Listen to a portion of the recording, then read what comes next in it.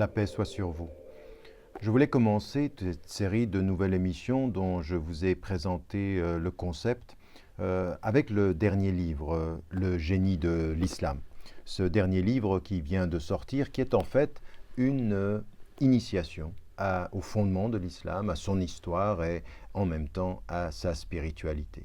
Alors, ce qui était important, c'était de faire en sorte que ce livre soit utile pour les musulmanes et les musulmans, d'abord pour revenir à une meilleure compréhension de ce que l'islam est, de ses fondements, loin de toutes ces discussions sur ce que l'islam n'est pas, et en même temps pour les femmes et les hommes qui ne sont pas de confession musulmane, qui sont chrétiens, juifs, athées, agnostiques ou hindous ou bouddhistes ou de toute autre tradition spirituelle ou religieuse, eh bien, un livre d'initiation et d'introduction en 5 chapitres.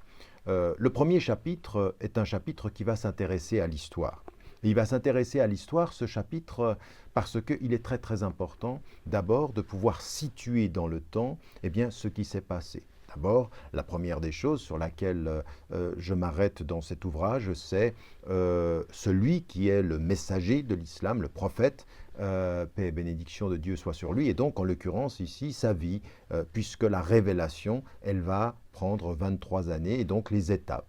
Ce que j'ai pu faire dans un autre ouvrage sur la vie du prophète, la biographie du prophète, mais ici, ce qui est mis en évidence, c'est très rapidement et de façon succincte les différentes étapes et de pouvoir s'arrêter sur ces questions-là pour pouvoir, en l'occurrence, traiter de cette question de façon claire, pour qu'on comprenne bien en même temps que la révélation, elle est au-delà du temps, mais elle s'est inscrite dans le temps.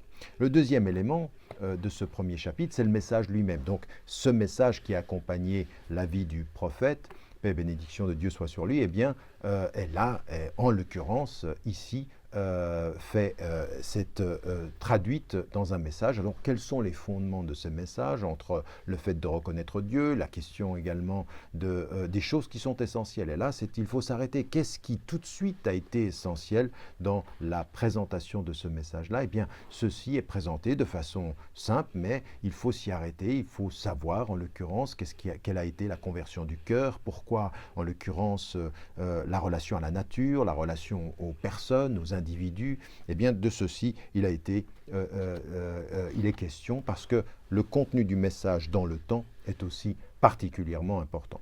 Troisième des choses, qui est la troisième partie de ce premier chapitre, s'arrête sur ce qui s'est passé après la mort. Et là, ce sont des choses qui sont très très importantes. Pourquoi? Parce que c'est après la mort du prophète qu'on va avoir en l'occurrence l'émergence des traditions, de la tradition sunnite, de la tradition chiite, des ibadites. Et en l'occurrence ici, il faut savoir comment les choses se sont passées, comment la succession politique s'est faite, comment l'installation s'est faite. Et en l'occurrence ici, la compréhension de comment se structurent les premières différences entre les traditions. Déjà, aujourd'hui, il est très important de savoir qu'est-ce qui distingue un sunnite d'un chiite, comment sont-ils musulmans, et puis en l'occurrence, on oublie souvent les ibadites qu'on trouve à Oman et qu'on trouve également à Zanzibar et qui existent, qui sont 1% de la population musulmane mondiale, mais qui sont importants.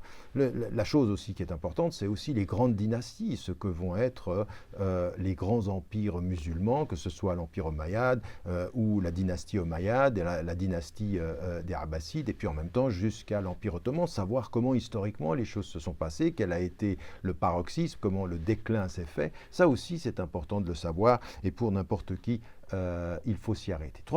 Quatrième des choses, en l'occurrence ici, qui est aussi traitée, c'est qu'avec tout ceci, cette histoire, il y a les différents niveaux de diversité. L'islam, il y a une unité de l'islam, qui fait qu'il y a un islam avec des principes communs, mais il y a une énorme diversité. Alors, qu'est-ce qui fonde, par exemple, les écoles de pensée? Qu'est-ce qui va fonder également les écoles de droit? Et comment comprendre les courants de pensée ou les courants qui vont s'établir dans la façon d'aborder les textes. Tout ça aussi, il faut savoir, il faut pouvoir le dire, parce qu'on ne peut pas se permettre d'avoir une idée de l'unité de l'islam qui serait une uniformité de la pensée. Ça n'a jamais été vrai dans l'histoire et ça ne peut pas l'être. Donc voilà, un premier chapitre qui traite de ces questions, qui couvre la question de l'histoire, qui couvre la question des différentes étapes de l'histoire à partir de la vie du prophète, ensuite après sa mort, et puis ensuite qui nous amène à considérer la diversité. Voilà un premier chapitre qui donne un certain nombre d'informations que n'importe quelle personne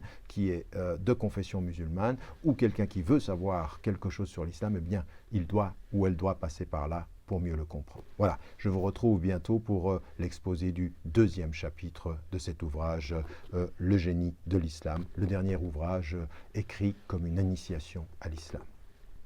Que la paix soit sur vous et à bientôt.